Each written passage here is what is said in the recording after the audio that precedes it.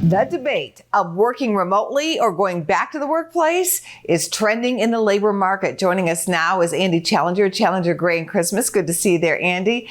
And are you hearing from corporations that it's time for workers to get back to the office? Yeah, with a new year comes a renewed effort from a number of large employers to bring employees back to the office in 2023.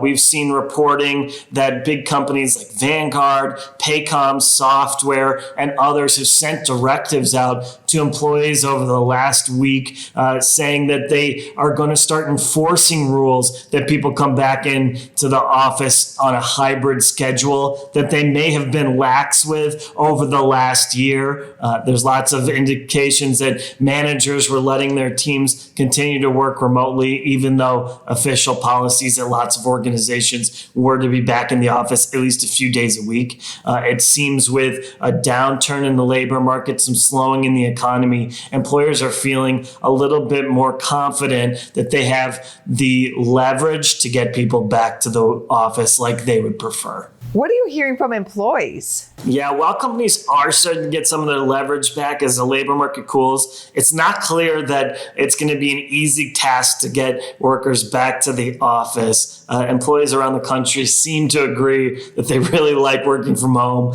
that they don't want to spend time in the commute, that they think working in the office makes them less productive in some ways, and at lots of town halls and meetings across the country, when companies have employers and employees face to face, these issues are bubbling up in really volatile ways. We'll see how this resolves over the next year. I expect to see some movement back to the office, but clearly this is a dispute that's going to be going for some time between workers and employers. It's a hot topic. Thank you, Andy. Thanks for having me on, Angie.